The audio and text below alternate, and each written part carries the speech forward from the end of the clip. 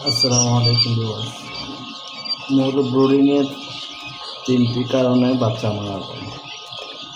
প্রথমত তাপমাত্রা না থাকা পর্যাপ্ত পরিমাণ, দ্বিতীয়ত বাচ্চা ঠান্ডা লেগে যায়, তৃতীয়ত হলো যে থায়োজেনের সমস্যা, মানে প্যারালাইসিসের সমস্যা। এই ৩টি কাজ ঠিকঠাক করলে আপনার ব্রুডিংয়ে বাচ্চা মারা যাবে না। যারা আমার চ্যানেলটিতে নতুন, প্লিজ সাবস্ক্রাইব করবেন। প্রথমত আপনার ব্রুডিংয়ের তাপমাত্রা ঠিকঠাক রাখতে হবে।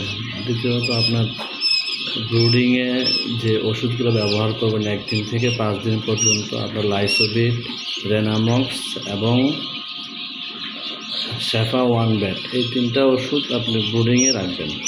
যখন আপনার বাচ্চার বয়স ৪ থেকে ৫ দিন হবে তখন আপনি বাচ্চাগুলোকে ব্রুডিং অবস্থায় আপনি ৪ দিন বা ৫ দিনের দিন আপনি ঠান্ডার কোর্স করাতে পারেন।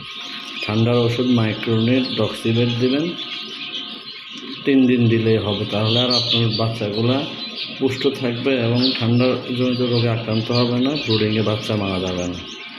৩ নম্বর হলো বাচ্চা অনেকগুলো দুর্বল হয়, প্যারালাইসিস হয়, সেক্ষেত্রে আপনি থায়োবিন খাওয়াতে পারেন। ৫ বা ৬ দিনের দিন থায়োবিন দিবেন ২ দিন, তারপর আপনি ওষুধের সাথে জিঙ্ক, ক্যালপ্যাক্স, এই ২টা ওষুধ খাওয়াইলে আপনার বাচ্চার শক্তি থাকবে, গ্রোথ বাড়বে, দ্রুত বড় হবে।